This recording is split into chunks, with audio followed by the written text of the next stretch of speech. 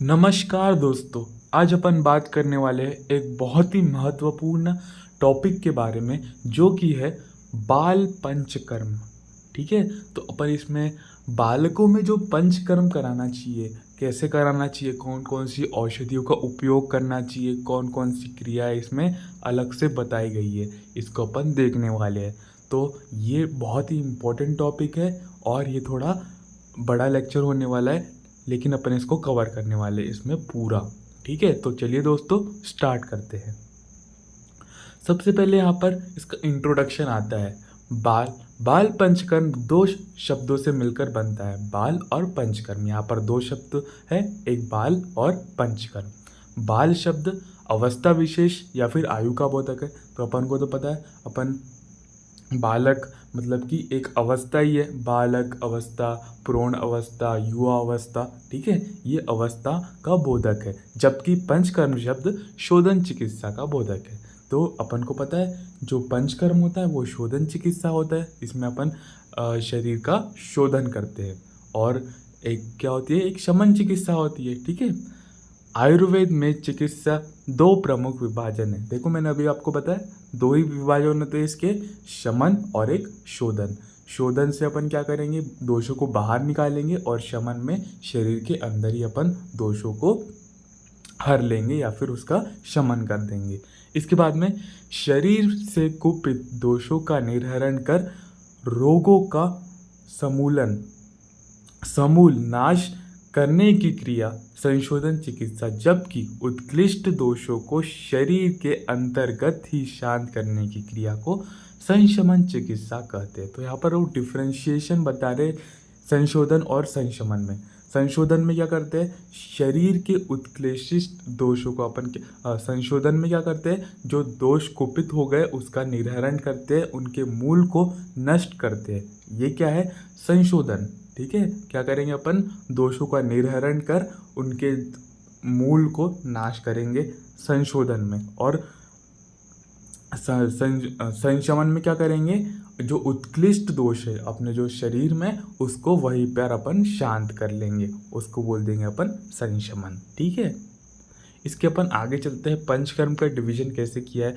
पूर्व कर्म, प्रधान कर्म और पश्चात कर्म। ये तीनों ही कर्म बहुत इम्पोर्टेंट है, इसमें से एक भी अपन को छोड़ना नहीं है। और इसका और क्या डिवीजन है देखो, तो पूर्व कर्म में आता है पाचन, स्नेहन और स्वेदन। ठीक है, प्रधान कर्म में क्या क्या आता है, प्रधान कर्म में आता है वमन, विरेचन, बस्ती, नस्य और रक्त मोक्षण। ठीक है, और पश्चात कर्म में क्या आता है, पश्चात कर्म में आता है संसर्जन कर्म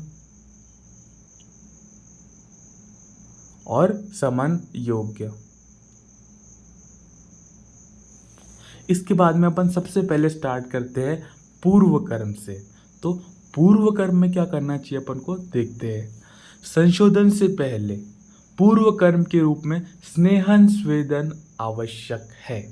ठीक है, तो पूर्व कर्म में स्नेहन स्वेदन का वर्णन मिलता है।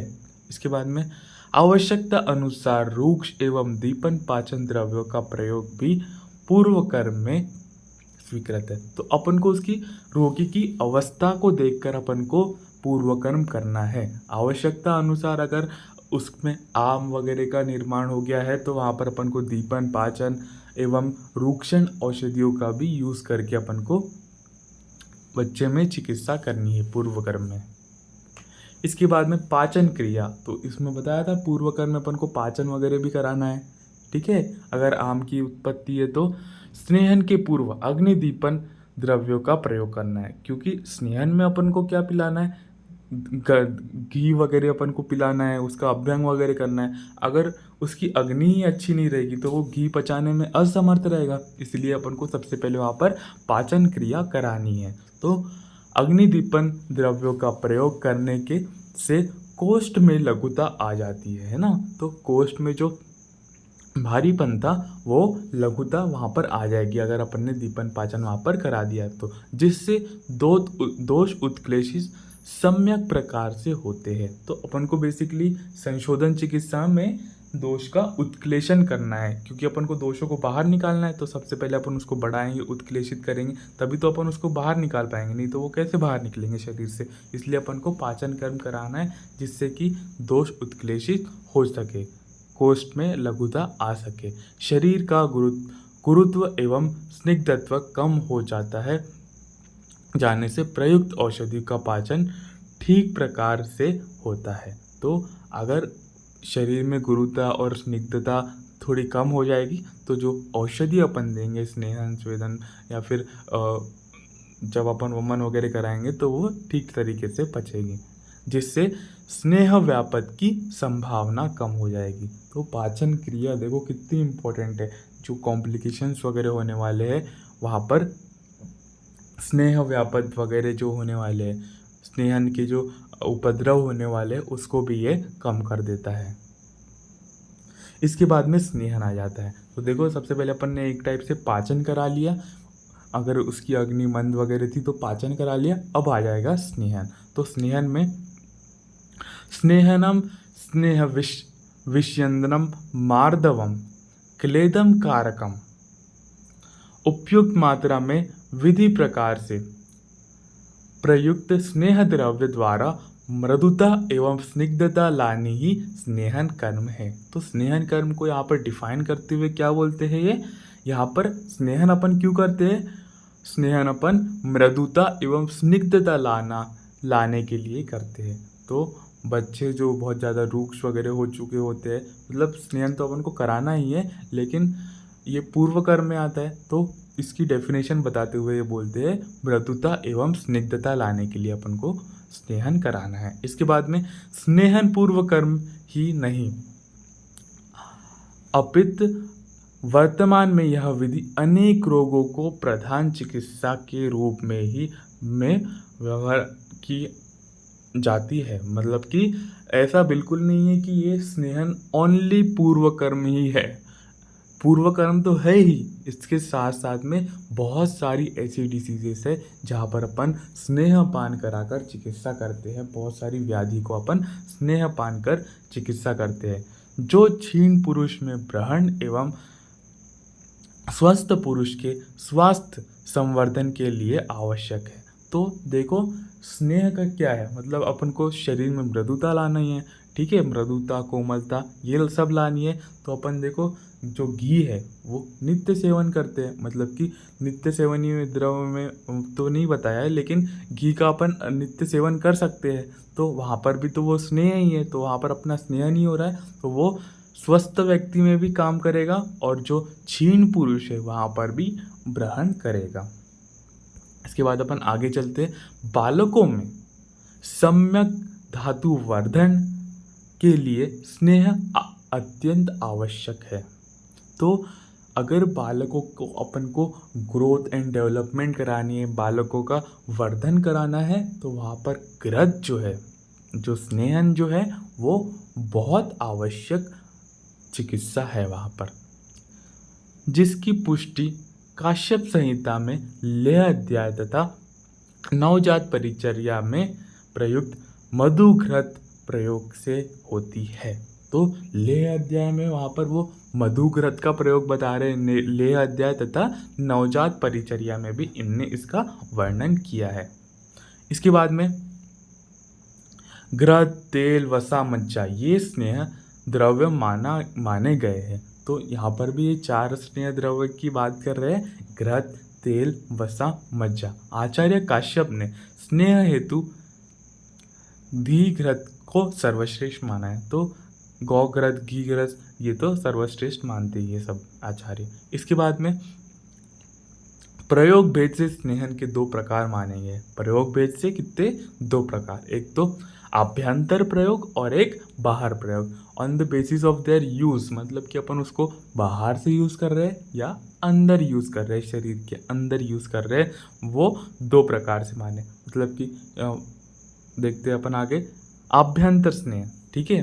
तो यद्यपि अच्छा स्नेहपान श्रेष्ठ माना गया। आभ्यंतर मतलब अपन उसको खाएंगे, उसको अपने शरीर के अंदर पेट में खाएंगे, ठीक है, मुंह से पेट में खाएंगे अपन, तो वहाँ पर जो है वो ये श्रेष्ठ कौन सा, अच्छा स्नेहपान, मतलब कि जो शुद्ध घी होता है उसमें अपन किसी चीज़ को नहीं मिलाएंगे, ना चावल के साथ खाएंगे ना किसी चीज़ के साथ खाएंगे, मतलब कि कोई उसकी प्रविचारणा नहीं है, शुद्ध घी है वहाँ पर, तो ये सबसे श्रेष्ठ माना गया है।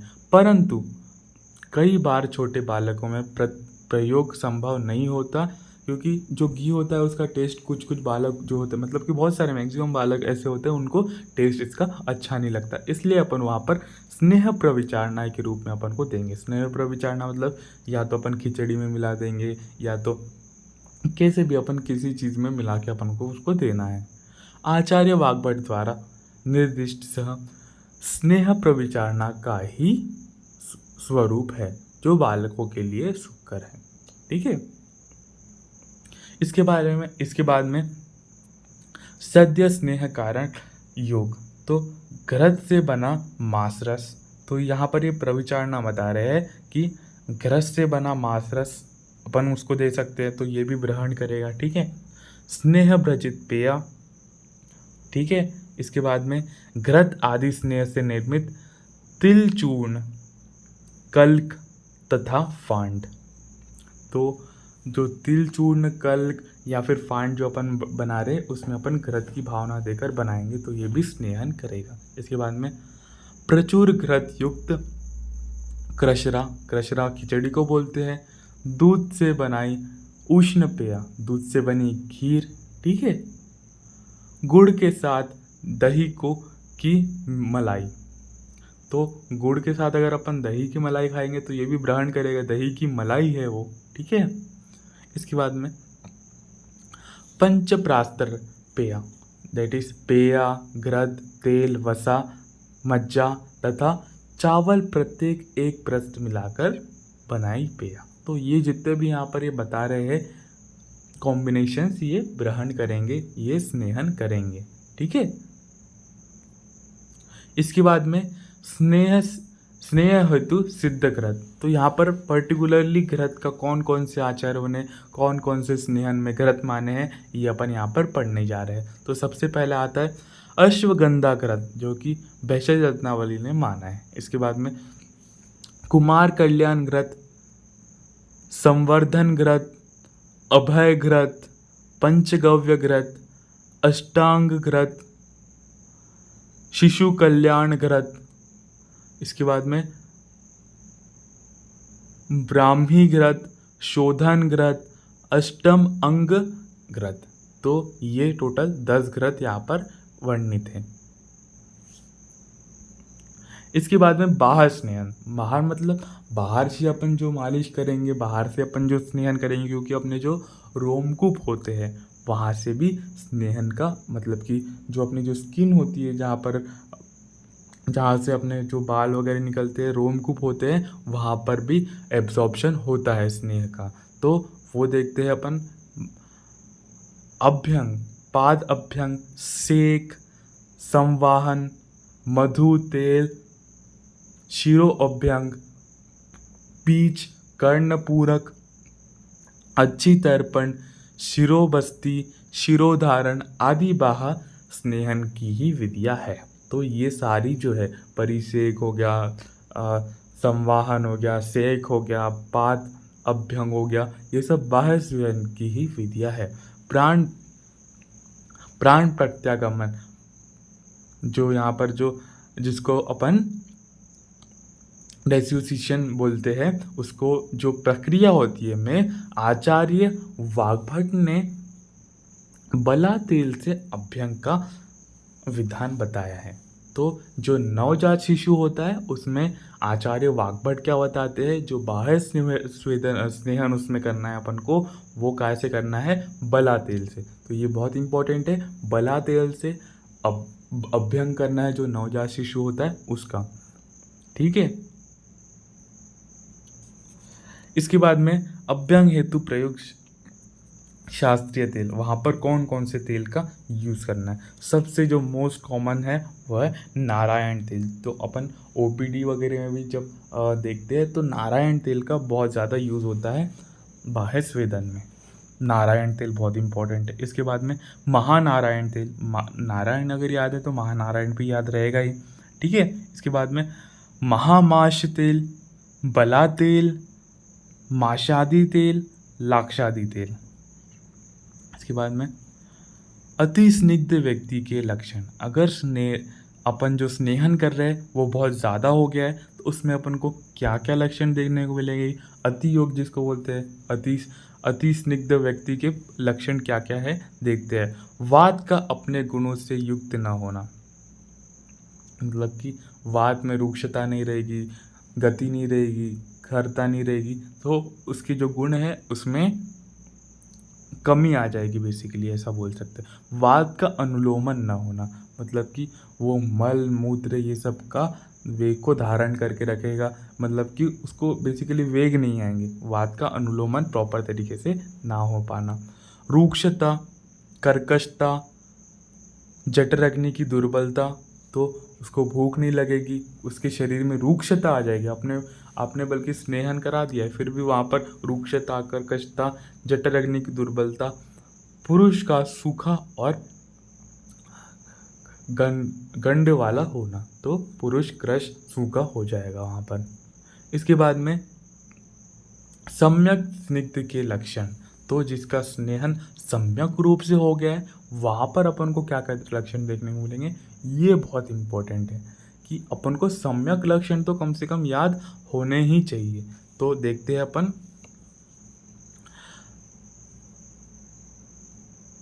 धरती वन मल की मृदुता, मेधा, पोषण, ठीक है, जठर अग्नि तथा तेज की वृद्धि होना, शरीर की सभी वृद्धि सहित समय पर होना। तो वहाँ पर जो उसका जो मल है वो मृदु हो जाएगा, ठीक है, वहाँ पर कोई भी कॉन्स्टिपेशन नहीं रहेगा, एकदम मृदु मल उसका निकलेगा, ठीक है। इसके साथ साथ मेधा, उसकी इंटेलिजेंसी, उसकी मेमोरी बढ़ेगी। इसके साथ में पोषण, उसकी धातुओं का पोषण होगा, ब्रहण होगा, ठीक है। जठर अग्नि भी प्रदीप्त हो जाएगी, उसको अच्छी भूख लगेगी। तेज की वृद्धि, तेज मतलब ग्लो जिसको बोलते हैं अपन, ठीक है, ग्लो भी आएगा उसके बॉडी पे, ठीक है। इसके साथ में शरीर की सभी वृद्धि सही समय पर होनी। अति स्निग्ध के लक्षण, अगर वहाँ पर बहुत ज़्यादा स्नेहन हो गया तो क्या होगा, अगर बहुत ज़्यादा स्नेहन हो गया शरीर में गुरुता तथा जाड़ता, तो अगर स्नेह बहुत ज़्यादा उसने सेवन कर लिया या फिर अति स्निग्धता के लक्षण यहाँ पर बता रहे हैं, तो वहाँ पर गुरुता आएगी, जाड़ता मतलब कि भारीपन उसको महसूस होगा शरीर में, उत्क्लेश, आदमान, तो उसका जी मचलाएगा, उत्क्लेश होगा, उसको आदमान, ठीक है। आपका मल का त्याग करना, अरुचि, पांडुता और तंद्रा, तो ये भी बहुत इंपॉर्टेंट है। यहाँ पर कफ वृद्धि के लक्षण एक टाइप से देखने को मिल रहे हैं, अरुचि, तंद्रा, पांडुता, ठीक है, मल त्याग, आदमान, ठीक है, और उत्क्लेश। ये जो अपन ने पढ़े थे यहाँ पर, ये अति स्निग्ध नहीं, अस्निग्ध है, ठीक है। अस्निग्ध मतलब कि जिसमें स्नेहन अच्छे से नहीं हुआ है, मतलब कि यहाँ पर रूक्षता रहेगी, ठीक है, वात का अनुलोमन नहीं होगा, और जो जठराग्नि तो दुर्बल रहेगी और कर्कशता रहेगी यहाँ पर। इसके बाद में अपन चलते हैं स्वेदन पर।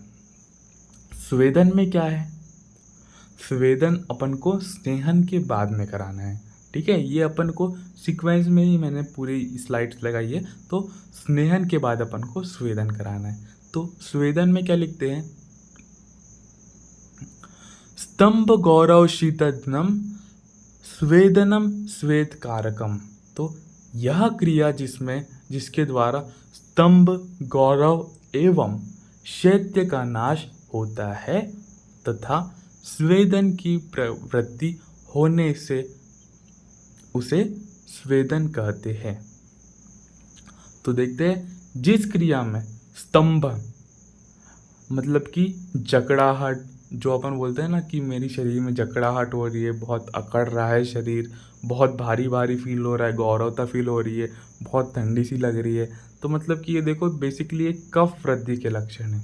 तो अपन कफ का अपन को गुण पता है क्या है, कफ शीत होता है, तो शीत के अपोजिट क्या होता है, शीत के अपोजिट उष्ण होता है। तो स्वेदन अपन यहाँ पर कर रहे हैं, तो स्वेदन उष्ण होता है तो वो कफ को हरेगा, तो जो कफ के गुण है वो वहाँ पर कम होंगे, तो स्तंभता, गौरवता, शैत्यता वहाँ पर वो नष्ट होगी। तो और स्वेदन से क्या होगा, जो दोष उत्कृष्ट हो गए, स्नेहन से जो दोष थे वो उत्कृष्ट हो गए थे, वहाँ पर यहाँ पर स्वेदन से वो जो है, वो जो उसके चैनल्स जो है वहाँ पर जो ब्लॉक हो गए थे वो ओपन हो जाएंगे, स्रोतस ओपन हो जाएंगे, तो जो दोष है वो आसानी से शाखाओं से कोष्ठ में आने की प्रवृत्ति रखेंगे। इसके बाद में जो आता है वो क्या आता है, स्वेद साध्य, स्नेहन कर्म के उपरांत स्वेदन, तो स्नेहन के उपरांत ही अपन को स्वेदन करना है। दूसरा महत्वपूर्ण पूर्व कर्म है, तो सेकंड जो है दूसरा महत्वपूर्ण क्या है, स्वेदन, जो कि स्नेहन के बाद में अपन पढ़ते हैं।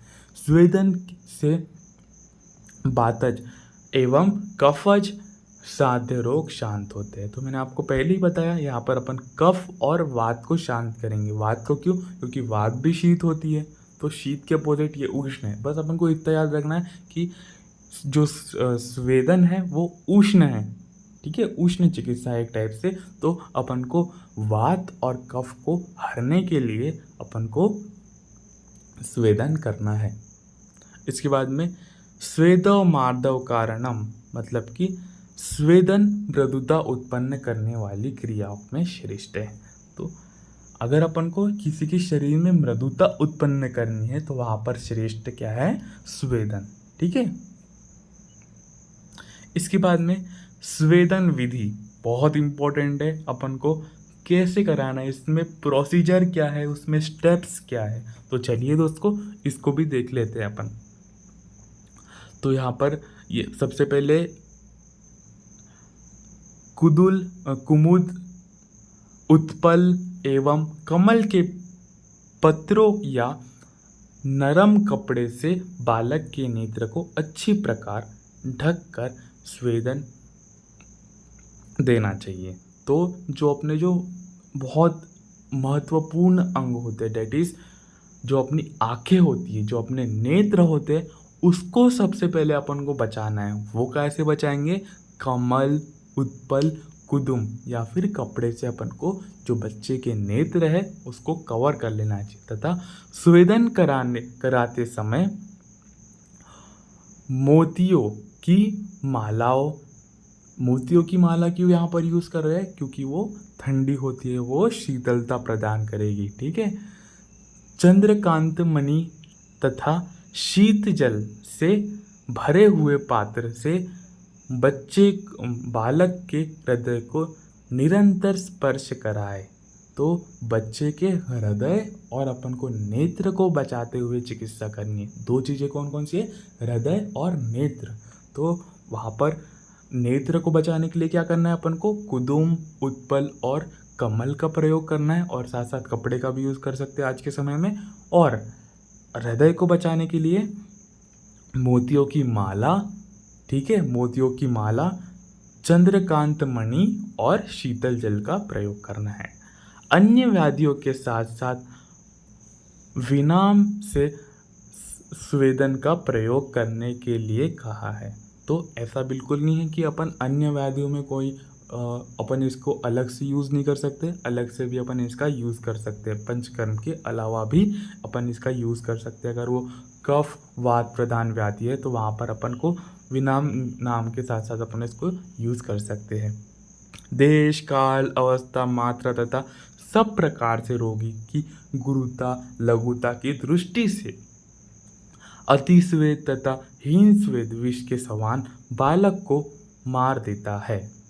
तो अगर अपन ने देश, काल, अवस्था, मात्रा इन सब चीज़ों का ज्ञान नहीं किया और अपन ने उसमें स्वेदन करा दिया, उसमें अति योग हो गया, हीन योग हो गया, तो ये विष के समान हो जाएगा बालक में। क्योंकि बालक जो होते हैं वो बहुत ही मृदु होते हैं, बहुत ही कोमल होते हैं, उनमें अपन को तीव्रता का बिल्कुल अच्छे से ध्यान रखना चाहिए कि बहुत ज़्यादा तीव्र चीज़ें नहीं करनी चाहिए। और यहाँ पर आप अतियोग कर रहे हो, अगर आपने इसका अतियोग कर दिया, देश काल अवस्था का ध्यान नहीं रखा, तो वो बच्चों के लिए विष के समान होता है, बच्चे को मार भी डालता है। अतः यश, धर्म तथा धन प्राप्ति के लिए चिकित्सा को चाहिए कि वह देश काल अवस्था आदि कोष्ठ तथा सुकुमार की दृष्टि में से रखते हुए बालक का स्वेदन करे। ठीक है, तो वहाँ पर चिकित्सक का बहुत इम्पोर्टेंट रोल आता है कि वो देश काल इन सब का ध्यान रखते हुए बच्चे की पंचकर्म या फिर स्वेदन कराए। इसके बाद स्वेदन के प्रकार, तो अपन को पता है काश्यप संहिता में कितने स्वेदन है, 8 स्वेदन उन्होंने बताया है। तो काश्यप सूत्र स्थान में 8 स्वेद का वर्णन है। तो 8 प्रकार के स्वेद कौन कौन से मानते हैं? हस्त स्वेद, प्रदेह, नाड़ी स्वेद, प्रस्तर स्वेद, संकर स्वेद, उपन्नाह, अवगाह और परिषेक। तो एक बार फिर से रिपीट कर देते हैं इसको, कौन कौन से स्वेद है? हस्त स्वेद, प्रदेह, नाड़ी स्वेद, प्रस्तर स्वेद, संकर स्वेद, उपनाह, अवगाह और परिषेक। इसके बाद में हस्त स्वेद का वर्णन आता है। तो बालक बहुत कोमल होते हैं, तो इसमें जो 4 महीने से जो छोटा बालक होता है, 4 महीने तक के, उसमें अपन को हस्त स्वेद कराना चाहिए। तो देखो अपन इसमें पढ़ते हैं, उत्पन्न हुए बालक को 4 मास तक प्रमाद रहित होकर निवात स्थान में बैठाकर धूम रहित अग्नि की ऊष्मा से के द्वारा धीरे धीरे हस्त स्वेद का प्रयोग करें। तो जो 4 महीने से जो छोटा बालक है, उसमें अपन को हस्त स्वेद का प्रयोग करना है। उसमें अपन को क्या करना है? सबसे पहले उसको धूम निवास स्थान पे लेके जाना है, वहाँ पर धूम रहित अग्नि से अपने हाथों को, ऊष्मा को, मतलब कि अपने हाथों को सेक कर उसमें धीरे धीरे अपन को उसमें हस्त स्वेद करना है। ठीक है, धीरे धीरे बालक की सुकुमारता हटकर शरीर में कठोरता आने पर उसका स्वेद बढ़ाना चाहिए। तो धीरे धीरे जो बच्चा है वहाँ पर उसके शरीर की मृदुता कम होगी, धीरे धीरे वहाँ पर कठोरता बढ़ेगी, तो अपन उसमें थोड़ा ज़्यादा तीव्र भी करा सकते हैं धीरे धीरे, लेकिन ऐसा नहीं कि एकदम से आपने उसमें बहुत ज़्यादा स्वेदन करा दिया। ठीक है, ये हो गया हस्त स्वेद अपना। इसके बाद में आ जाए प्रस्तर स्वेद। प्रस्तर स्वेद में क्या बताते हैं? गर्म किए हुए प्लाव या तूष, पायस या कृशरा को बिछाकर उस पर श्वेत एरंड, लाल एरंड तथा आक के पत्र पर स्नेह लगाकर उन्हें गरम कर बिछा दे। तो यहाँ पर क्या करना है अपन को? सबसे पहले प्लाव, तूष, पाय, क्रशरा, इन सब को अपन को एक ऐसे चट्टान पे ऐसे बिछा देना है। इसके ऊपर अपन को श्वेत एरंड या फिर लाल एरंड के पत्रों को अपन को स्निग्ध करके, किसी की भी स्नेह से स्निग्ध करके यहाँ पर अपन को उसको रखना है। ठीक है, उस पर अच्छी प्रकार अभ्यंग किए हुए बालक को वस्त्र से ढककर सुखपूर्वक लेटा दे। तो अपन को बालक को जब अपन ने उसका स्नेहन कर दिया है, स्नेहन के पश्चात उसको अपन को वस्त्र से ढककर अपन को उसको उसके ऊपर रख देना है। ठीक है, एरंड का जो पत्र है उसके ऊपर रख देना है। षष्टिशाली पिंड स्वेद संकर स्वेद का ही एक प्रकार है।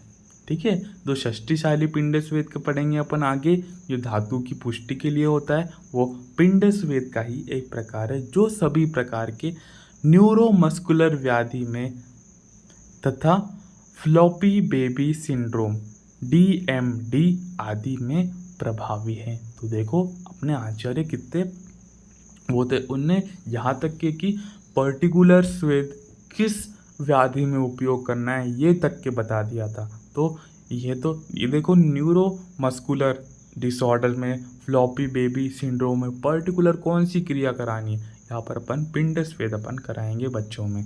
इसके बाद में स्वेद मुख्य रूप से कफवात विकार के लिए होगा, ये अपन ने पहले ही देख लिया, कफवात विकार को हरेगा वो।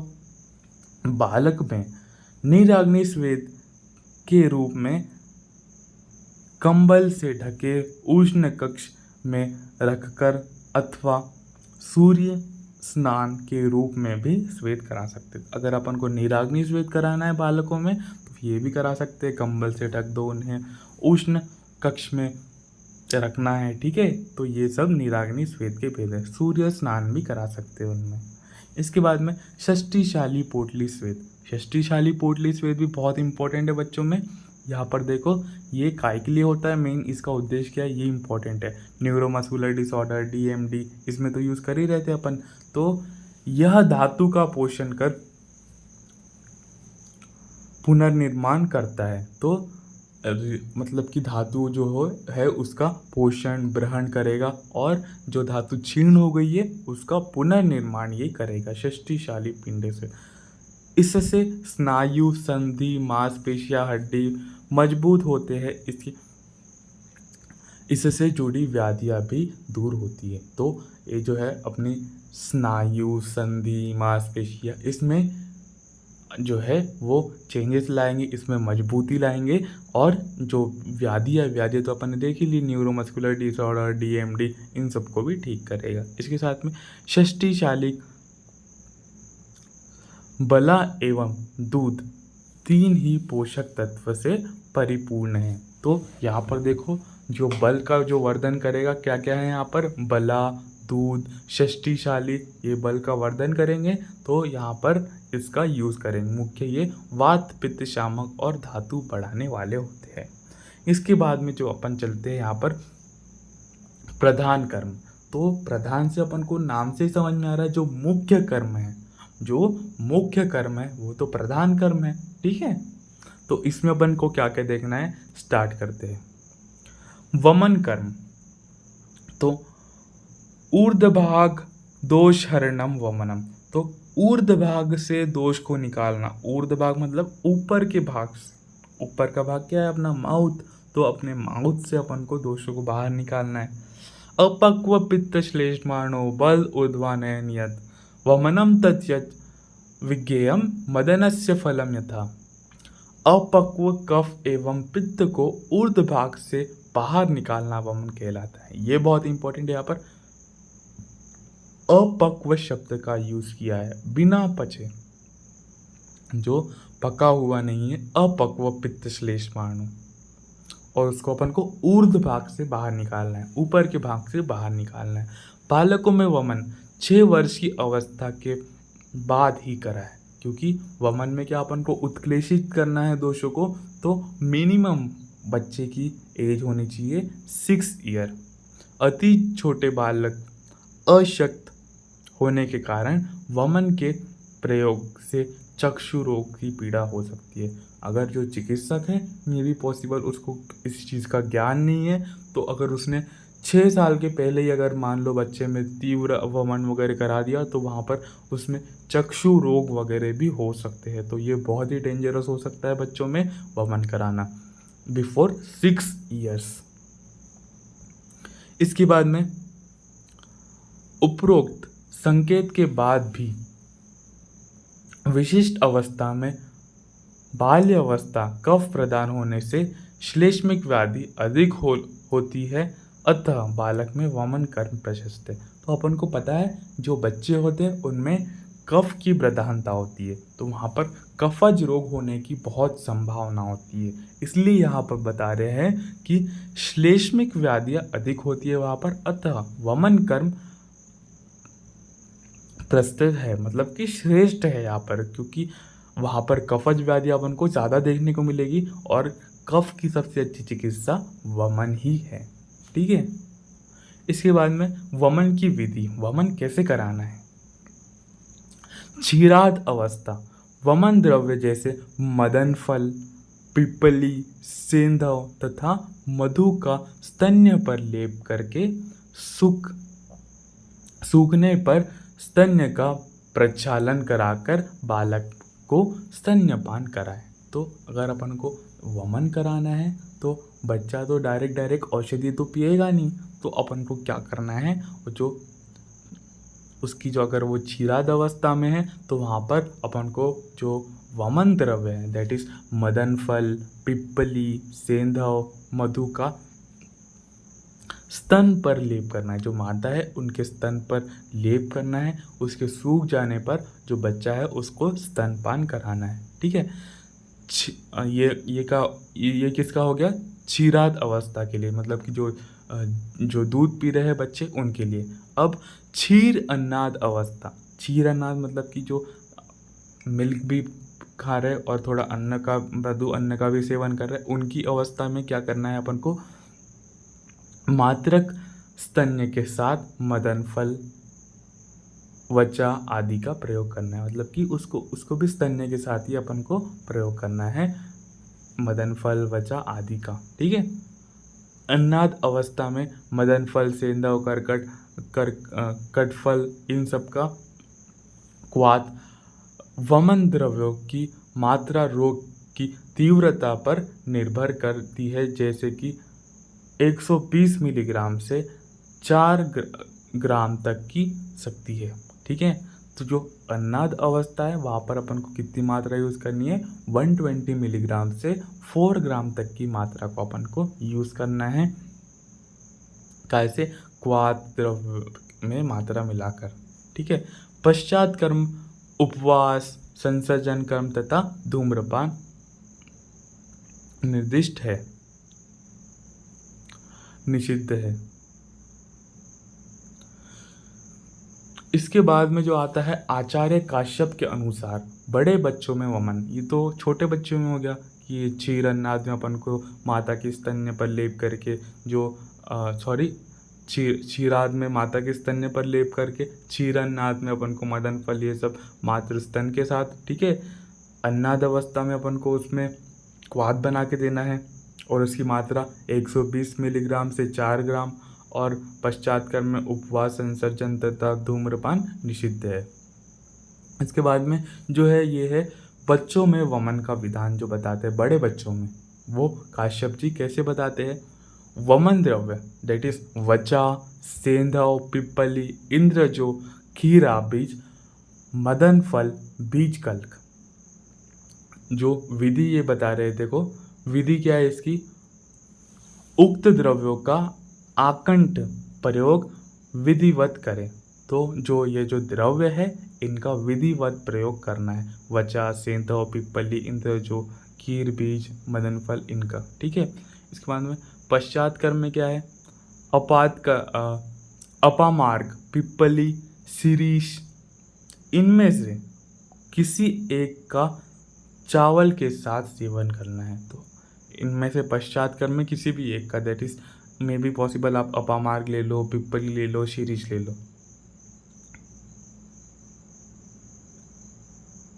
अगर उदर में वेदना हो रही है, मतलब कि कुछ कॉम्प्लिकेशंस आ रहे हैं उदर प्रदेश में, तो वहाँ पर अपन को हस्तस्वेद, अभ्यंग, अग्निदीपन पेया ये सब अपन को यूज़ करना है।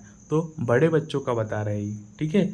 बड़े बच्चे मतलब कि थोड़े 6-8 साल, 8-10 साल से बड़े, तो उनमें अपन को ऐसे करवाना है। अयोग होने पर कायफल, यवासा, कमल, मोचरस, केसर, खस, मंजिष्ठा आदि द्रव्यों का क्वाथ, इसमें आधा अजादूत से सिद्ध शाली चावल का पेय अपन को देना है। ठीक है। अतियोग होने पर अपन को क्या करना है, अतियोग अगर हो गया तो वहां पर अपन को उक्त औषधियों का शीतल जल के साथ लेहन करना है। ठीक है। अगर अतियोग अगर वहाँ पर हो गया तो उक्त जो पिछली जो औषधियाँ पड़ी वहाँ पर अपन ने उसका अपन को शीतल जल के साथ लेहन करना है। संपूर्ण शरीर पर घृत अभ्यंग करना है। पूरे शरीर पर घृत से अपन को अभ्यंग करना है। शीतल जल से परिषेक करना है। इसके बाद कुछ इम्पोर्टेंट पॉइंट्स, कुछ इम्पोर्टेंट पॉइंट, बालक को रोग होने पर धात्री का शोधन करने से ही बालक स्वस्थ होता है। क्योंकि बालक को क्यों रोग हो रहा है? क्योंकि मे बी पॉसिबल कि उसके जो स्तनपान कर रहा है उसमें रोग है, मतलब कि दोष है, तो दूषित स्तन का पान कर रहा है, इसलिए सबसे पहले धात्री में शोधन करना चाहिए, तो बालक अपने आप स्वस्थ हो जाएगा। परंतु बालक के शरीर में जो दोष का पूर्ण संचित हो गया है, लेकिन अभी तो बालक के शरीर में दोष संचित हो गए क्योंकि उसने दूषित स्तन्यपान जो भी किया, तो अपन को फिर वहाँ पर भी उसे हटाए बिना बालक के रोग जिस प्रकार शांत हो सकता है, उसे बालक भी भविष्य का नाश होता है।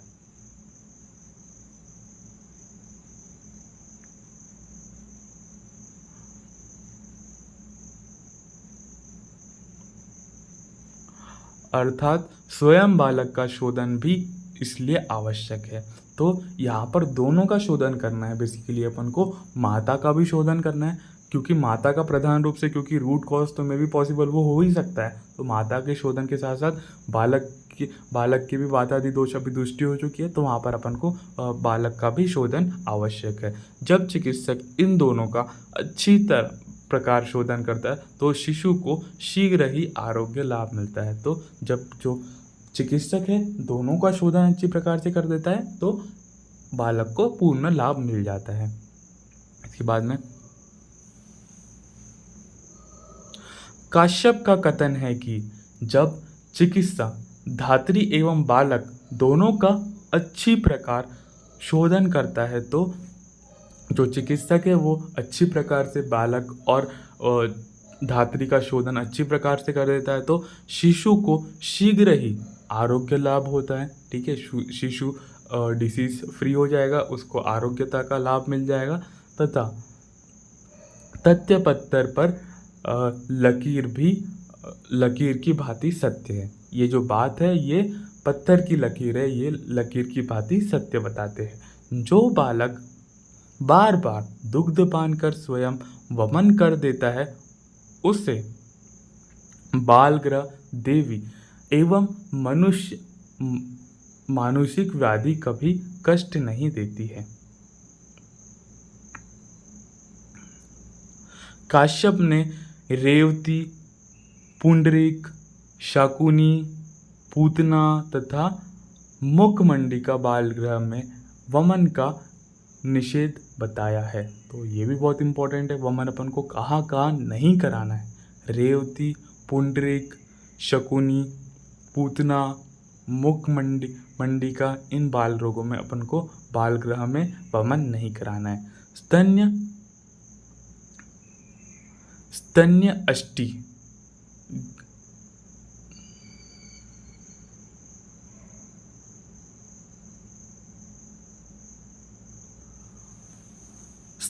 अष्टि गलगंडिका, अधिजीविका, उपजीविका में वमन कर्म कराने का विधान विभिन्न संहिताओं में उल्लेखित है।